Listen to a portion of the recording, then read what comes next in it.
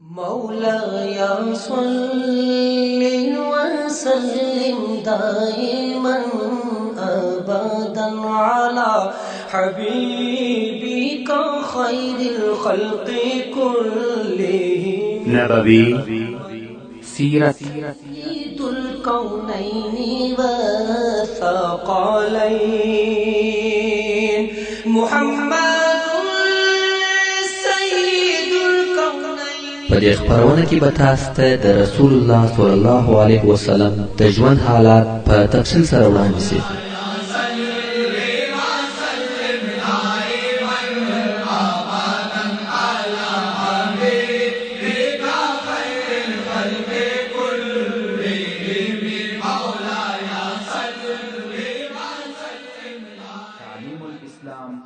أعوذ بالله من الشيطان الرجيم. بسم الله الرحمن الرحيم.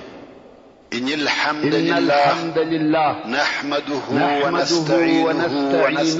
ونستغفره ونعوذ بالله من شرور أنفسنا وسيئات أعمالنا. من يهده الله فلا مضل له ومن يضلل فلا هادي له وأشهد أن لا إله إلا الله وحده لا شريك له وأشهد أن محمدا عبده ورسوله. أما بعد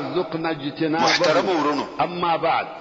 هغه حالات بیانول چې ورستنی ټول الهي وعده هم تعالی عنها وایي کوم رسول الله صلی الله علیه و آله وسلم وتاسد خبر شيء تخولاري مخرانه معلومه الله جل جلاله عليه واله وسلم چيري او کوم اخرى لم تقدروا عليها تخيون فرد دمکه مکرمه د بشج فات خراب او بل غنیمت ذکر سوی بیتونه ویل چې اوس تاسو په هغه قادر نه مگر په ورسته کې به خلاص نه فتحت الله جل جلاله د مکه مکرمه حاضر هغه غنیمت نو اسماء رضی الله تعالی عنها غنیمت چې مسلمانان اوس برابر نه دي قادر د مکه مکرمه فتح الله صلی الله علیه و آله وسلم د اخرى څخه مقصد پر طرف فتح ده الله عز وجل رسول الله صلی الله علیه و آله وسلم د مدینه منوره و طرف ته رهیو چې اولیه د خیبر د فتح زیر قوم مشر او رئیس او د مکه مکرمه فتح د دې لپاره راوستلو رسول الله صلی الله علیه و آله وسلم او ابو الله جل جلاله الله تعالی عنه فتح کول وعده وشو هغه اعلان الله جل جلاله یو په بل پس زیر وخت چې د رسول الله صلی الله علیه و آله وسلم سره خبره هم ورکړي او خبره سره وکړي یا جنگ یا غنیمت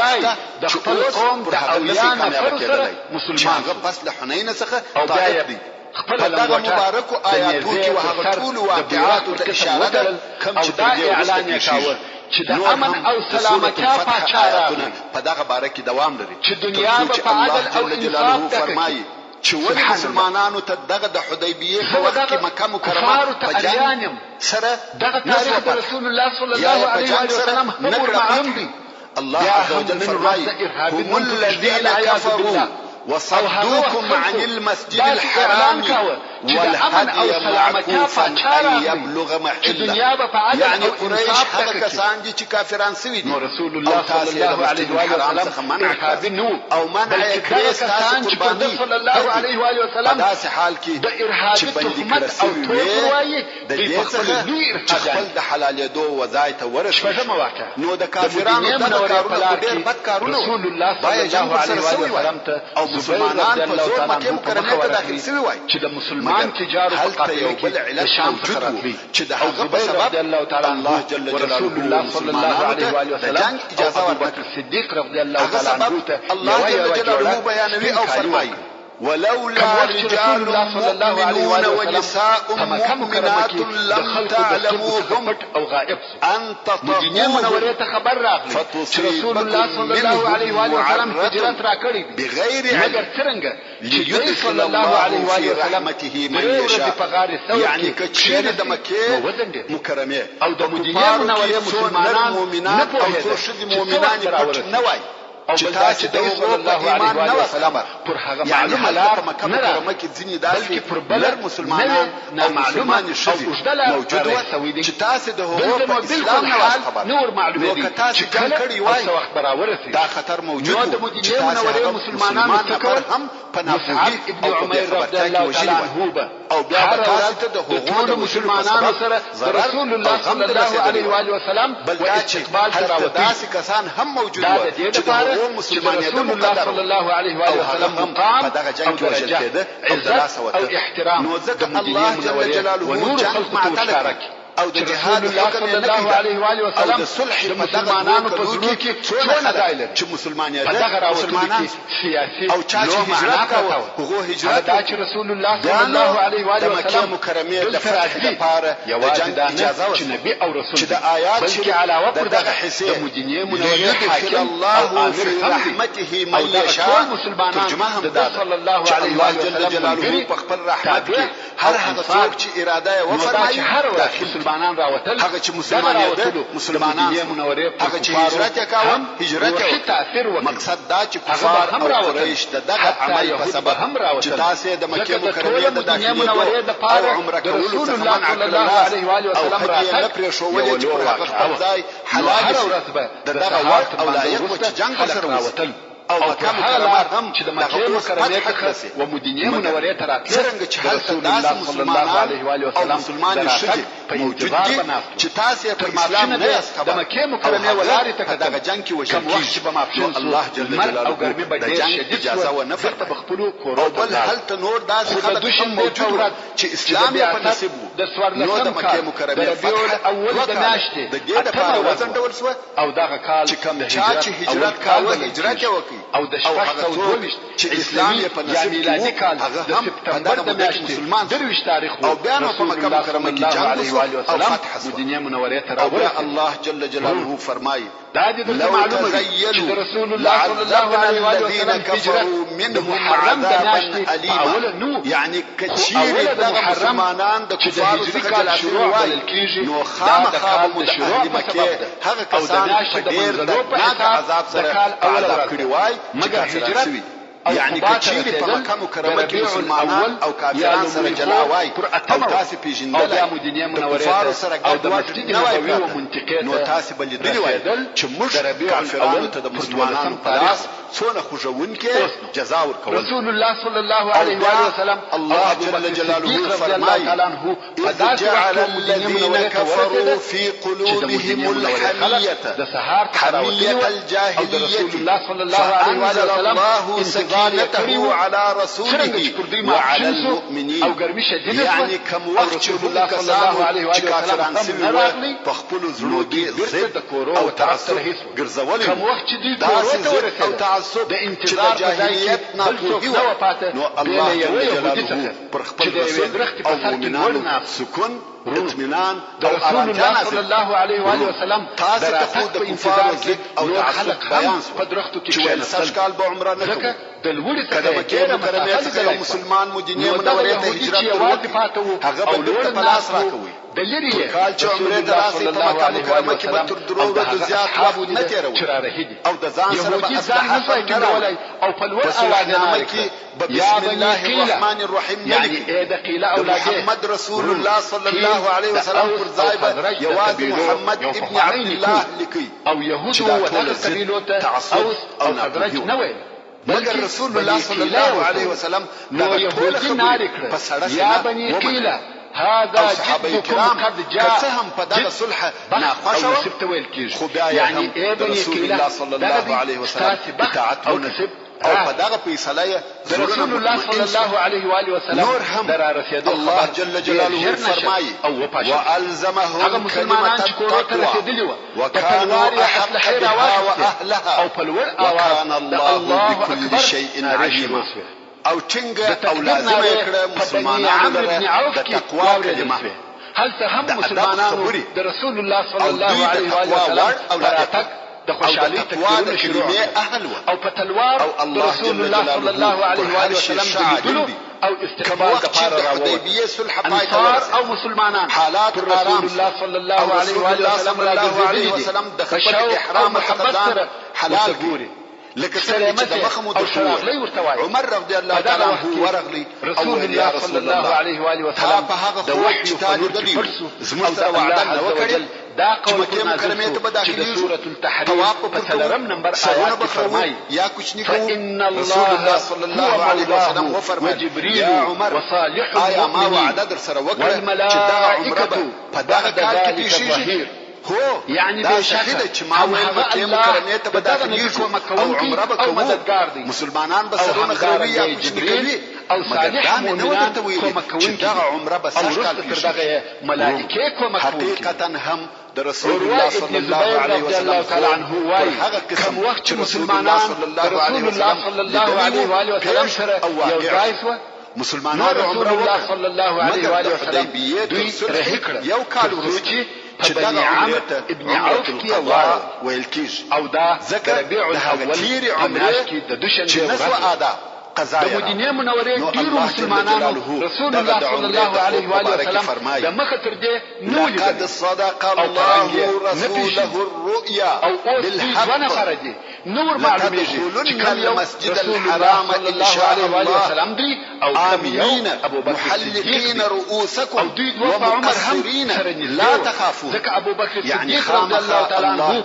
رسول الله صلى الله عليه وسلم عمر وكاله كشولي نو فرق کې بخامخه مسجد الحرام ته په امن او امان سره داخل سي ان شاء الله چې د المرد په داسې حال کې چې څوک خپل سرونه ابو بکر رضی الله تعالی عنه ولارسو او رسول الله صلی الله علیه و آله وسلم یې سایه جوړه کچیر مسلمانانو په هغه کال د حدیبیه څخه عمره کړې نو صلی الله علیه و آله وسلم او دغه بل ملګری ابو بکر صدیق رضی الله تعالی عنه هیڅ بیره او د مدینه منورې ټول خلک د رسول الله صلی الله علیه و آله وسلم د استقبال او شرخلی د فار راغلی الله جل جلاله فرمایي فعلم ما لم تعلم تاریخ کې داسې خوشاله فجعل من دون ذلك فتحا قريبا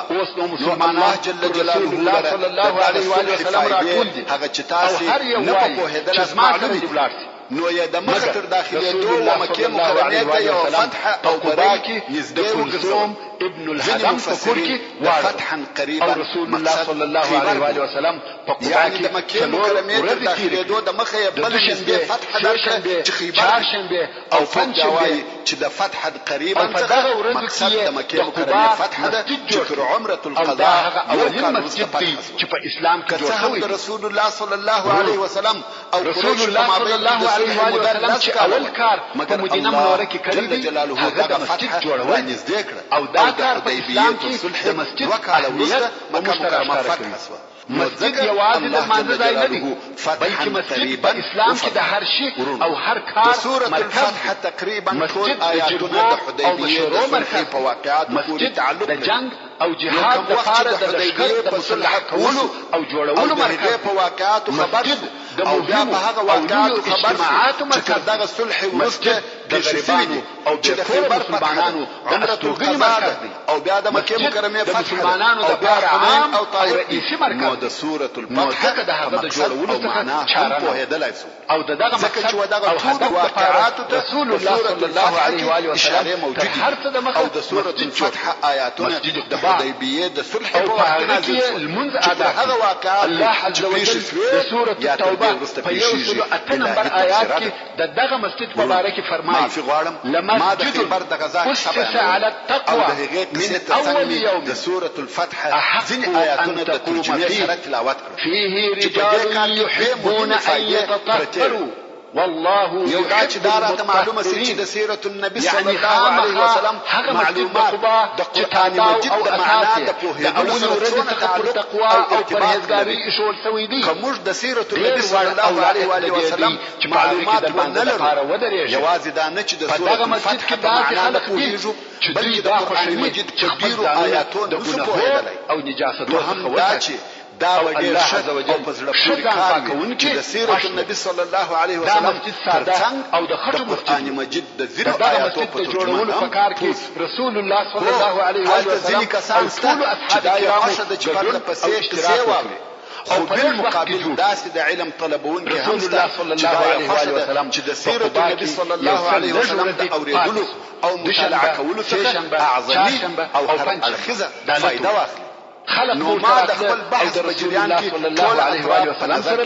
پیژنده. اوس به بیرته خپل رسول الله صلی الله علیه و وسلم د خلق ژوند الله صلی الله علیه وسلم وفرمایل ترتیبول چې د صلی الله علیه وسلم د خیبر مهاجر مسلمانانو ژوند چې د خیبر د فتح کولو د پاره یو سبب دا وخت په قباء کې د رسول الله صلی الله علیه وسلم چې دا د جمعې ورځ نو یو بنی نجار چې رسول الله صلی الله علیه وسلم ما ماګان حال او اشتراک کړی هغه هم د اسلحه او تور سره چې هر څه رسول الله صلی الله علیه وسلم یا الله عز وجل امر هغه د مخدر ته بیان په داسې حال کې سپور مگر چې ابو بکر صدیق رضی الله تعالی عنه کړی او په دغه موضوع کې د مدینه منورې پر طرف او مشران ولار کې او دغه خیانت رئیسان و هغه څوک و د مدینه منورې خلکو تر دغه د مخه د جمعې المنځ کاوه منورې څخه وشړل او اول هغه څوک چې د جمعې المنځ کړی دی هغه چې اوس خیبر د کفار د مشورو مرکز رضی الله تعالی عنه او دغه سبب او دغه د جمعې المنځ صلی الله علیه وسلم رضی الله تعالی عنه په خپل کور کې دغه وخت کې د خیبر عمومي رئیسان او مشران دغه کسان حاضر شوي کنانه ابن ابي الحقيق نو د دې جهت څخه علماء وایي چې د جمعې د المنځ د شرطو څخه یو دادی چې نفر به سلامشتو کم نوي مگر دا صحیح دلیل نه دی ځکه فرضاً په دغه اول جمعه کې د خلقو تعداد یو څلوېښت وای کې ټول یهود نو بیا به یو څلوېښت نفره یهودو بل قوم او بل څوک نه و چې خلق دي رسول الله صلی الله علیه وسلم د خیبر و طرف ته رهي حدیث هم نشته هغه د حدیبیه مسلمانانو سره ملګري دي چې یو ځل د جمعې په هغه اول منځ کې چې په مدینه منوره کې د رسول الله صلی الله علیه وسلم تر هجرت دمخه د اسعد بن زراره رضی الله تعالی عنه په کور کې سوی و الله جل جلاله سوره الفتح او رسول الله صلی الله علیه وسلم ليس على الأعمى حرج ولا على الأعرج حرج ولا على المريض حرج يعني نست پر جمعیت المنزه وخت او مريض ورسول الله صلى الله عليه واله وسلم د جمعې د منځ په دغه معذور خلکو ندی او د جمعې المنځ نو دغه کسان چې د مریضۍ په سبب پاتې سو پر دوی ملامتیان د جمعې په دغه منځ کې رسول الله صلی الله علیه وسلم بیل د حدیبیه د خلکو څخه په رسول الله صلی الله علیه واله وسلم او کبه چی نور نفر ورسره ولاړ شي اولینه خطبه چې رسول الله صلی الله علیه واله وسلم یې نو د خیبر په فتح د اسلام اعراب څخه چا اشتراک یعنی په اسلام کې د رسول الله صلی الله علیه وسلم اول حرم په میاشت کې رسول الله صلی الله علیه وسلم د خیبر طرف ته د حرکت او دغه د قباء او خیبر یهود په مابین چې د رسول الله صلی الله علیه وسلم دغه حرکت خبر رسول الله صلی الله علیه وسلم خیبر یهود ولي او څنګه د رسول الله صلی الله علیه وسلم په اراده خبر نوم په مدینه الرسول صلی الله علیه وسلم سره بدل تاسو ته معلومه ده کوم وخت چې د مسلمانانو او بني قینقاع د یهودو تر مابین او هغه د مدینه منورې په تاریخ کې یو روښانه رسول الله صلی الله علیه وسلم دغه یهود او عبد الله رسول الله صلی الله علیه وسلم مدینه منورې ته داخلي د مدینه منورې کورونه او د خوشحالي په خندا بلکې یو سنه فاریا پاتس سره ډکې وي او د انصار یهودو ټول وشکانو د رسول الله صلی الله علیه وسلم په استقبال کې دغه ترانه په ګډه نو لوړ اواز سره ویل طلع البدر علينا من ثنيات الوداع وجب الشكر علينا ما دعا لله داع أيها المبعوث فينا جئت بالأمر المطاع جئت شرفت المدينة مرحبا يا خير داع چې په مدینه منوره کې پاته و په دې نه و خوښ چې مسلمانان د خیبر پر یهودو حمله وکړي نو یې څو کار وکړه یو یې د مسلمانانو د زندولو اراده وکړه غواړي چې مسلمانان وځنډوي بل یې دا اوازې اچولې چې خیبر نه فتح کیږي او ټول مسلمانان به د خیبر د یهودو د طرفه حلال کړي شي غواړي چې په دغه اوازو مسلمانان وبېروي بل دا چې د دوی هر څونه په وسه پوره سي ونه مسلمانان د دې جنګ څخه پاتې نو یې څه وکړه د ځینو یهودو پر ځینو مسلمانانو پورونه باندې ځکه اصلا یهود غنیان او مالدار نو یې پر پورولو مسلمانانو دا شرط کېښاوه چې د مخه تر دې چې خیبر ته ووځي زموږ پورونه به راکوي او تر څو چې زموږ پور رانه کوي خیبر ته به نه ځي. په دغه بهانه یې مسلمانان ځنډول یا پاته کول. د دغه جملې څخه یو یهودي و چې ابو شحم ورته ویل کېده. د مسلمانانو پر یو نفر چې عبدالله نومېدی پور باندې هغه هم فقط 15 درهمه. یهودي و مسلمان ته وایي ته به تر هغو نه وځې څو دغه زما 15 درهمه رانه کړي. مسلمان ورته وایي ته لږ صبر وکړه چې زه خیبر ته ولاړ سم او خیبر فتح کړو، غنیمتونه راوړو، بیا به ستا پور درکړم. یهودي ته نور هم زور ورکړ، ویل تاسې خیبر فتح کوئ؟ والله تاسې ټول په خیبر کې حلالېږئ، وژل کېږئ، او بیا زه زما پور د چا څخه واخلم؟ اوس به لا زما پور د مخه تر دې چې ولاړ سې راکوې. مسلمان وګرځېدی چې یو څوک کومک ورسره وکړي او دغه 15 درهمه ورکړي، خو داسې څوک یې نه کوي پیدا چې دغه 15 درهمه ورکړي. او یهودي ورته ټینګ چې زما پور به راکوې. نو عبدالله ورسول الله صلی الله علیه وسلم ته شکایت وکړي چې یا رسول الله تر څو چې د دغه یهودي 15 درهمه ورنکړم د وتلو اجازه نه راکوي، او په دې مې هم بیروي چې په خیبر کې 10,000 جنګیالي نفر شته او تاسې به د هغه ځایه څخه ژوندي رانسئ. رسول الله صلی الله علیه وسلم وفرمایل پور یې ورکړه. نو عبدالله هم لاړی خپل کالي یې خرڅ کړه او د یهودي پور یې ورکړه. او بیا دغه عبدالله ته د خیبر د غنیمتو په جمله کې یوه ښځه هم ور ورسېده چې د دغه ابو شحم یهودي د اقرباو څخه و. نو عبدالله پس له خیبره څخه و ابو شحم ته ورغی او ویل دغه ستا قریبه ده او زما سره مینځه ده، نه یې رانیسې؟ هغه ویل هو رانیسم یې. نو یې د هغه پور څو چنده مبلغ و عبدالله ته ورکړ او هغه خپله قریبه یې رانیو. مقصد دا چې یهودو کوشش کاوه چې مسلمانان په هره طریقه سره چې وي معتله کړي او په زړو یې هم بیره ورننه باسي. نو کوم وخت چې مسلمانانو د تګ لپاره ځانونه تیارول، د مدینې منورې یهودو نیت وکړ چې د خیبر یهود خبر کړي چې رسول الله صلی الله علیه وسلم پر تاسې حمله کوي، تاسې هم د جنگ لپاره تیار شئ. نو یو اعرابي یعنی صحرایي عرب چې د بني اشجع څخه و خیبر ته ولېږه چې یهود په دغه حمله خبر کړي.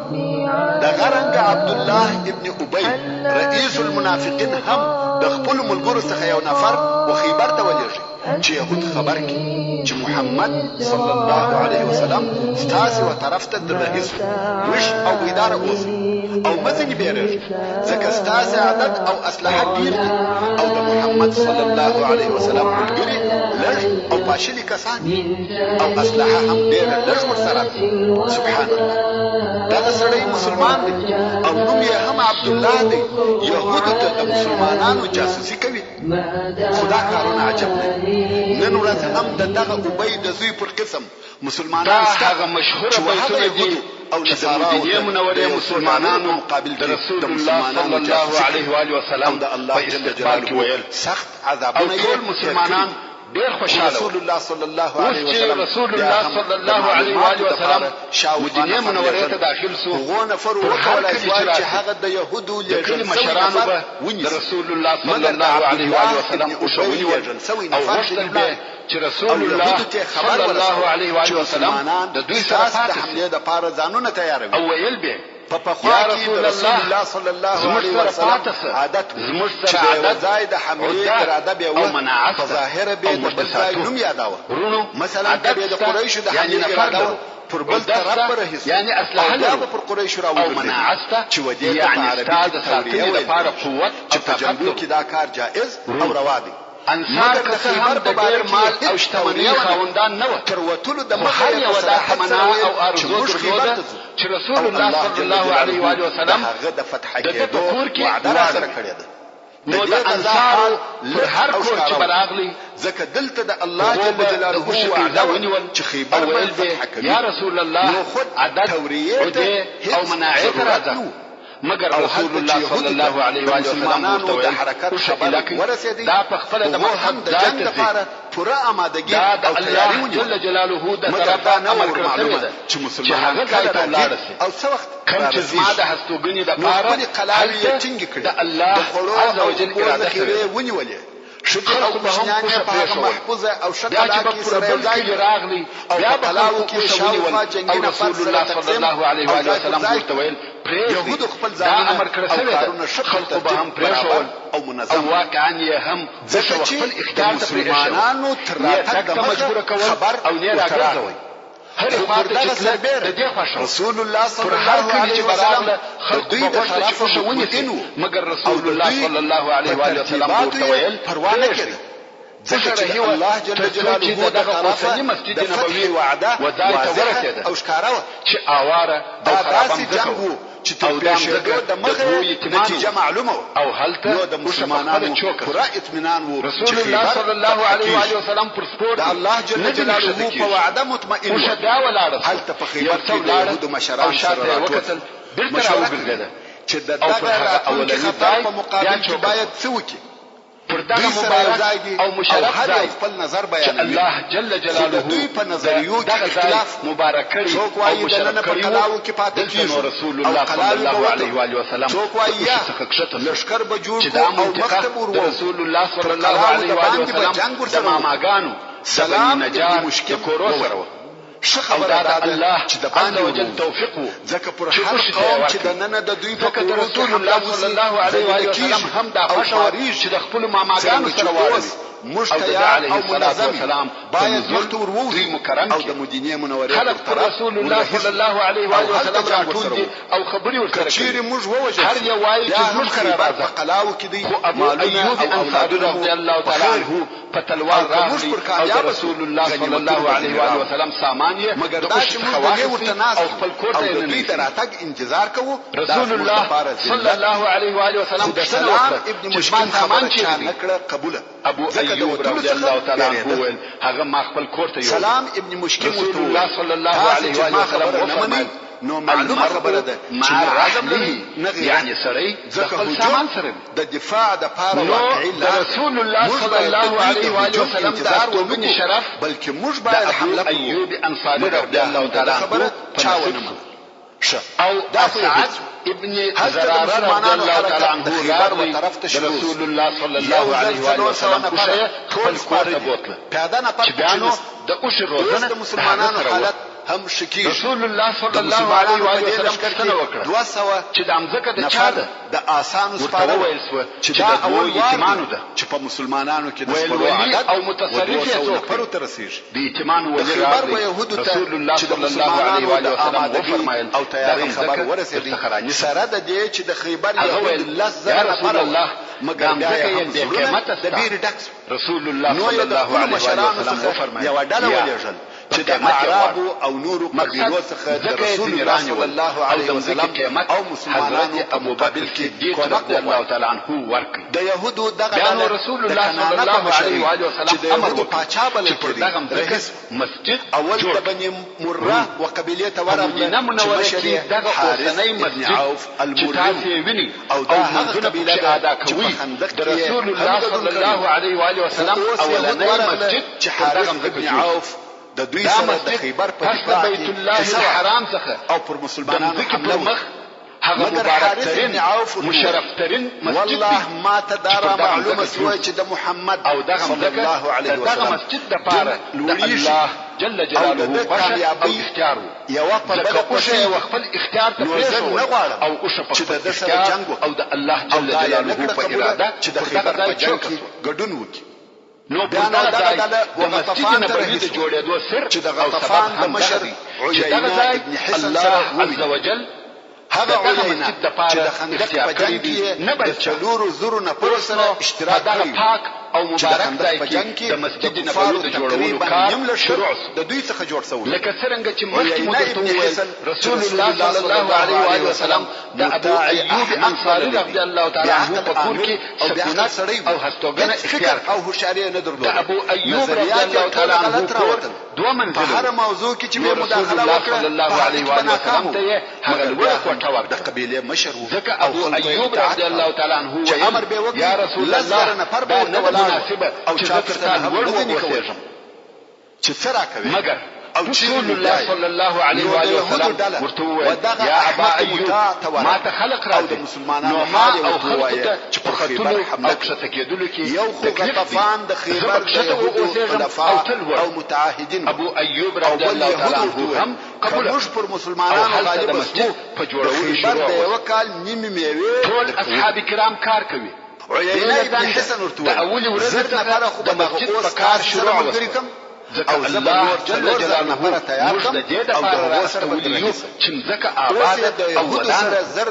الله عز وجل د سورۃ هود یو شپږ نمبر آیات کې فرمایي دا خبر ده انشأكم من الارض حارث ابن عوف واستعمركم فيها څنګه چې حارث يعني هم الله تاسو د ذکر پیدا کړی او په دغه کې د اعمار او ابادیدو طلب څخه کوي ول الله جل جلاله د محمد صلی الله علیه وسلم او اباد والغالب او غالب نو ځکه د مسجد په جوړولو او فوري شروع او يهودو او د مسجد په جوړولو په وخت کې صحابه کرام د استریا د لري کولو لپاره دغه بیتونه غالبه اللهم لا عيش الا عيش الاخره دغه خپل غوږو سلام ابن مشکل څخه المهاجر مشر دی رسول الله صلی الله علیه و آله وسلم چې يهود لره دواره حلال کار کاوه نو د علیه الصلاۃ والسلام دغه بیت د دوی سره حلالېدل په مدینه منوره کې دي چې هغه خطاوتل او موږ ولې بیا وایي چې بني قریظه اللهم لا عيش الا عيش الاخره فاغفر للمهاجرين والانصار يهود سره په جنگ کې ګډون مکه رسول الله صلی الله علیه و آله وسلم شعر دعای ابن مشکم او الله جل جلاله د سوره یاسین په 18 نمبر آیات کې فرمایي وما علمناه الشعر وما ينبغي له كسلام دغه خبره کړی ذکر وقران مبين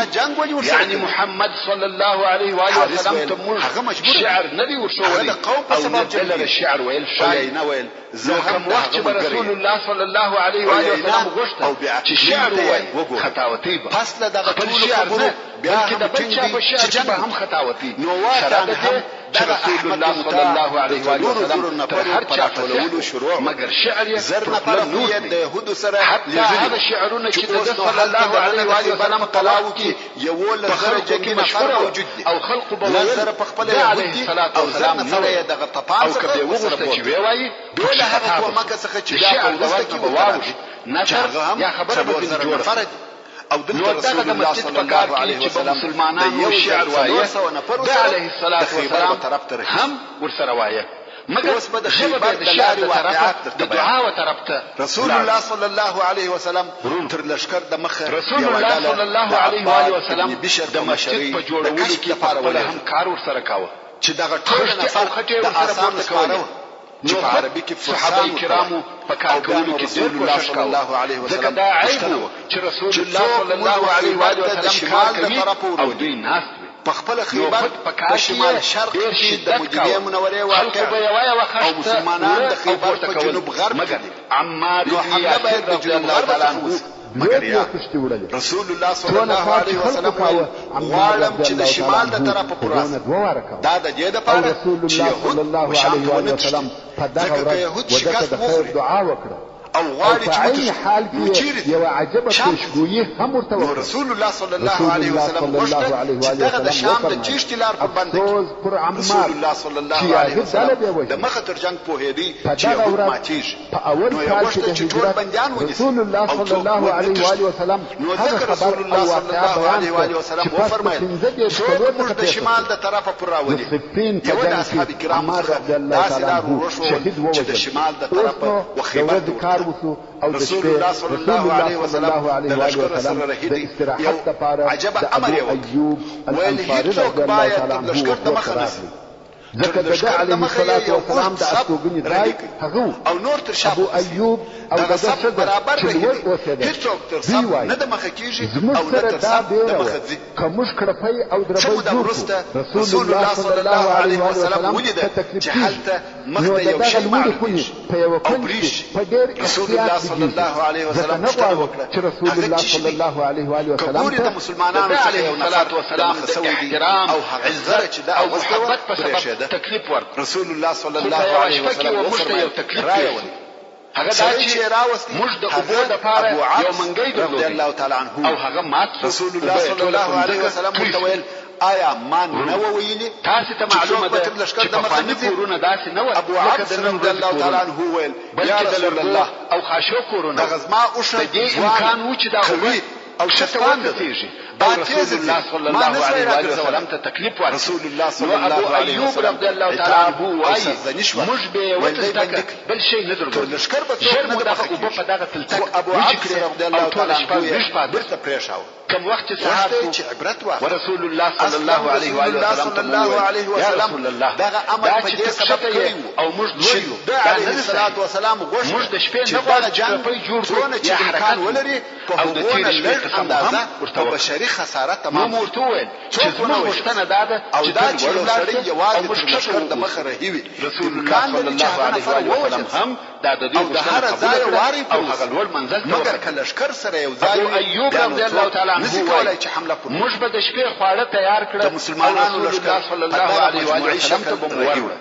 دا چې تر شا پاته خواړه د راوړو نفر لښکر په وسیله ام ایوب د برکت لپاره هغه د علیه الصلاۃ والسلام د لاسونو د ځای څخه او د مسلمانانو د لښکر تر شا یو شپه موږ رسول الله صلی الله علیه و سلم داسې خواړه ورولې مسلمانانو چې تشویش پیدا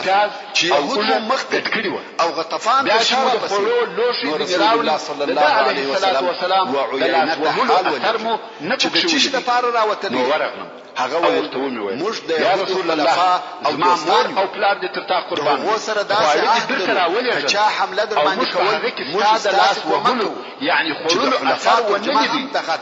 او زموږ رسول الله صلی الله علیه و سلم ډوډۍ یا خواړه چې الله جل جلاله وعده را ایوب چې برکت په فاره کوم تا د لاس ومنو د ځای څخه خواړه خورل ته بیرته ولاړس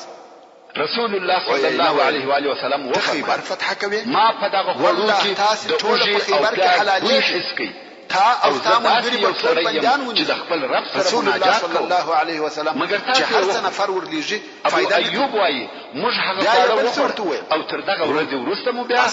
رسول الله صلی الله علیه وسلم په خورو کې فقط یو او څو نفر شي نه ګډاوه او دغه لشکر چې تر شا په پسې یوازې هغه څلور زره وخت چې علي ابن ابي طالب رضی الله تعالی عنه د رسول الله صلی الله علیه وسلم نو ذکر رسول الله صلی الله علیه وسلم ورته په مکه مکرمه کې پاتې سو تبرته ولاړ او مدینه منوره ته راغی یو کال نیمه میوه علي ابن ابي طالب رضی الله تعالی عنه رسول الله صلی الله علیه وسلم استقبالات ورسته نور راځي په مکه مکرمه رسول الله صلی الله علیه وسلم و فرمایي هغه رسول الله صلی الله علیه وسلم پلاس کې بس نیم امانتونه بدرکو او تو مالکانو ته ورسو عیینه ابن حسن د مکه مکرمه په شار کې رسول الله صلی الله علیه وسلم هر چا امانت چې رسول الله صلی الله علیه وسلم سره پروت دی او عیینه هم صلح نکړه قبوله پس هغه نو مسلمانان د خیبر په امانت کې تسلیم او د غطفان د یا امانتونه تسلیم کړه بیا مسلمانانو خپل تک امانت خو نه پاته څو خیبر ته ورته یا والله عیینه ابن حسن خپل څلور زره نفریز لشکر د باندې علي بن ابي طالب رضی الله تعالی عنه يهودو وقلاو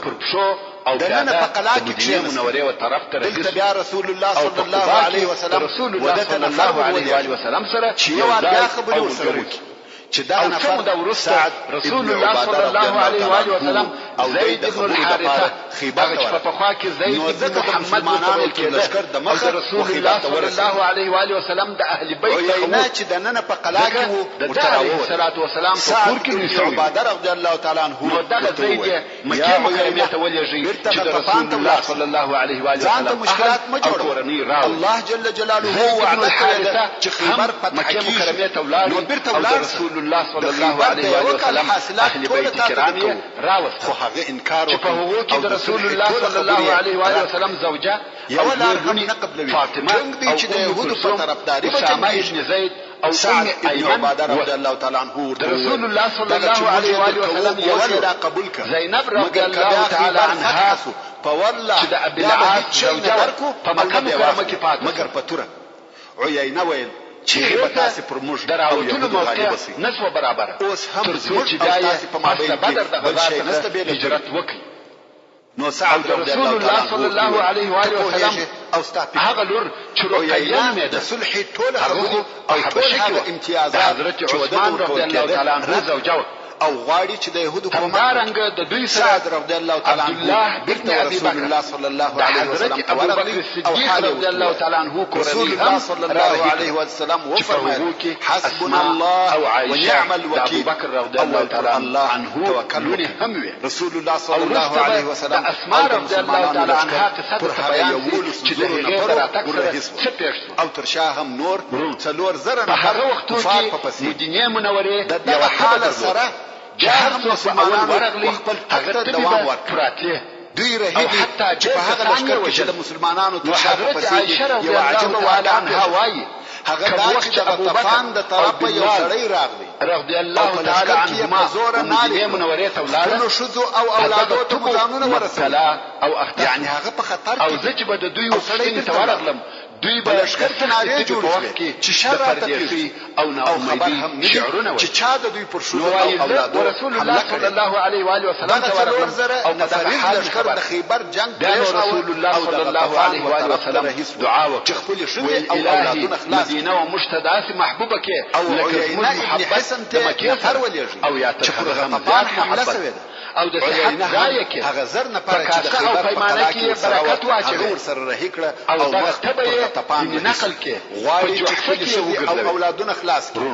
تر دا هم نه ورته معلومه چې کوم علیه و آله وسلم د چا د طرفه څخه دی د یوې مرحله بیان هغه یو نفر نادي کړ چې غطفان حمله وسوه مکه دور مقصد دا چې دغه لښکر ټول غطفان ته ورسېد د مکه مکرمه د دعوت مودې قرار دوام وکړي پښتنه وکړه محترم ورو دلته رسول الله صلی الله علیه و آله وسلم تاسو کوم نفر را لېږلی د واقعات د شپو هدو لپاره و یو څه تفصیلي ضرورت وینم نو یو خبر اول به د هجرت په مقصد تاریخ هم دا نه ذکر کړی چې دغه ناره چا د هجرت په باره کې رسول الله صلی الله علیه وسلم فرمایي مسلمانانو د اول واقعه حبشه ته هجرت شاید دغه ناره کوونکی ملائکه هجرت په باره کې په مختصر ډول سره مقصد دا چې غطفان په دغه قسم سره د جلال څخه وېستل دین او عقیده کوم وخت چې دغه لښکر وغطفان ته ورسېد کوم وخت چې د دین د چارته څه نه ده عقیده عینه بیا امر وکړي چې د خیبر ته ترځي مګر دغه د دوی رجوع ډېر نه وخت کوم وخت چې دوی وهم وار خیبر ته ورسېد مسلمانانو نیم خیبر فتح کړی نو دغه یو ناره د دې سبب وګرځیدل چې مسلمانانو دا فرق کړی چې د دین او عقیده د ساتلو په لار کې دغه ټول شیان سلمان ابن الاکوع رضی الله تعالی عنه روایت چې مال او د رسول الله صلی الله علیه وسلم سره خیبر ته وو ملک او کورونه شپې متکاوه چې د مسلمانانو څخه یو نفر وعامر رضی الله تعالی عنه وویل د الله عز وجل د قانون ته آزاد هغه چې معنوي قوت یو څه نه راته سالم عقیده او امیر رضی الله تعالی عنه چې شاعر هو وقوم ته خدا ویل او مادي هغه غزلي یا بیتونه دي چې و اوسانه ته ویل اندازه سره چې یو امت اسلامي اخلاق او لاس ونیسي او د صحیح الهي دین متابعت وکړي هغه نفر چې په سونه ګوري او هغه شپانه یا چوپان ویل کیږي چې عبارت څوک چې وایي ګوري او هغه ته ګوروان ویل کیږي او هغه څوک چې اوشان ګوري سربا ورته ویل کیږي او که شانو ته د تک او رفتار په وخت کې د اخلاق د طرفه فاسد نو دوی شت کوي او نستړي کیږي او بے پروا او هر څونه چې دغه غزل ویونکي आवाज شوی پر هغه اندازه پر شانو تاثیر زیات خاصه چې دغه غزل بیا د شپې او دغه غزل ته په عربي کې دغه خبرې د تصدیق لپاره لوی شاهد عامر رضی الله تعالی عنه د بیتو په ویلو شروع وکړه او دغه بیتونه چې او بد اخلاق ملت لولا انت مهتدينا ولا تصدقنا ولا صلينا او ماديات طرفه كل ولا اتقينا نور ملتنا او وطننا بدان تابع ګرځوي والقيام سكينة علينا إنا إذا صيحتنا أبينا خرابي رسول الله صلى الله عليه وسلم پښتنه وکړه چې دا خدا وینکی دا خرابي او بربادي نوینو عامر یا نشو دلای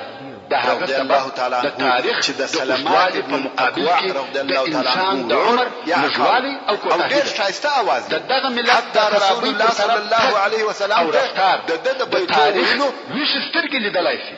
نه غافله او کم عمر انسان بده پر आवाज خوند نو ځکه الله عز وجل عامر ابن الاكوع رضی الله تعالی عنہ که ضرورت आवाज په سبب په مال او وطن سره قرباني یوې او بل خواته کژدل ګرځول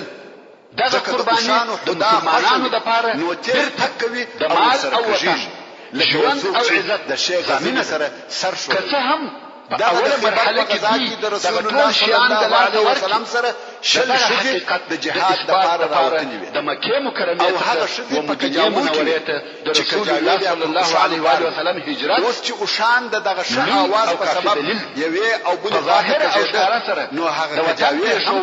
او ضایع کول داسې اندازې چې مالونه او کورونه پېښو چې د تجاوز څخه په اصطلاح په یو پټو د مکه مکرمه صلی الله علیه وسلم ته حال ولېږي یا رسول الله د وطن ساتل سو قریبه د چې د تجاوز څخه ولکړو نو رسول الله صلی الله علیه وسلم وعامر رضی الله تعالی عنه چې دوی د هغه د ساتلو لپاره وطن پرېښی قواریر وهغه یعنی هغه د تجاوز پر خاوندانو نرمي وکړه یو څه د आवाज کښته کړ هغه کسان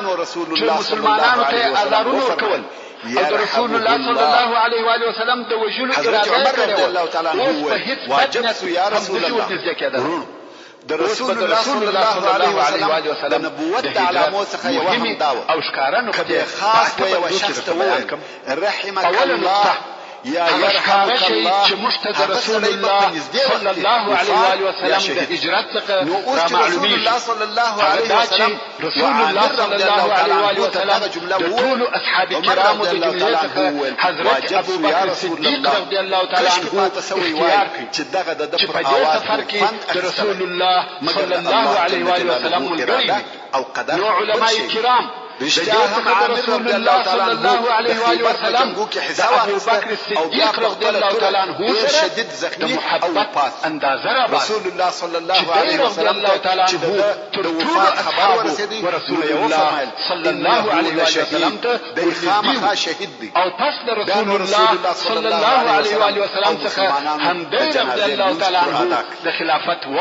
او لایق مسلمانان و خیبر ته ورنږدې او دلیل د خیبر کښتونه او باغونه ولیدل نور ډېر شي مسلمانانو په ډېر لوړ اواز رسول الله صلی الله علیه و آله وسلم الله اکبر الله اکبر د امامت لپاره ابو بکر رضی الله تعالی عنه صلی الله علیه وسلم و فرمایل او پر دې تاکید کاوه چې د خلقو د مانځ امامت به تاسو رضی الله تعالی عنه نه بولي بل څوک نه کوي اوریدونکي او په هغه صحیح حدیث کې چې رسول الله صلی الله علیه و آله وسلم فرمایي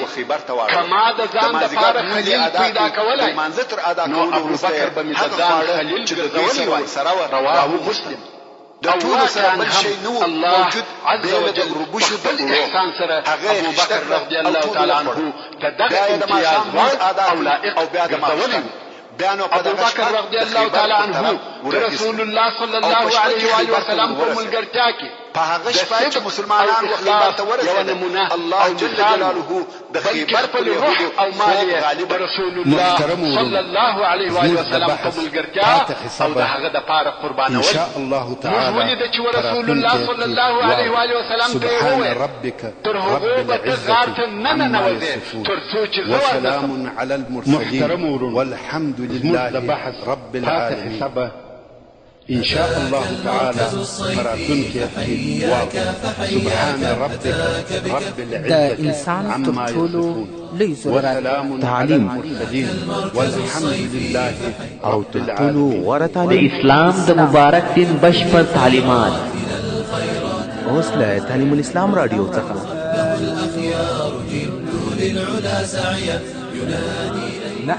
د اسلام د مبارک کندهار ضروري په شی په شفا یوازې د تعلیم الاسلام رادیو څخه نبوي احادیث د هلو او خوشو ترک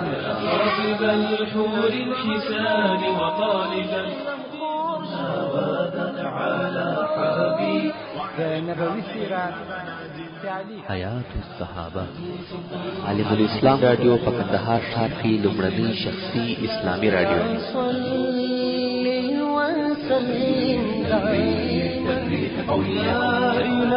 په دې ښکلي او ښایسته کې د ژوند څو شېبې تېرول خوښ عالم الاسلام رادیو د هیلو او خوښیو سرچینه د کامیابی راز د الله جل جلاله په عبادت کې نغښتی دی. زمانہ لري دوام تا بنا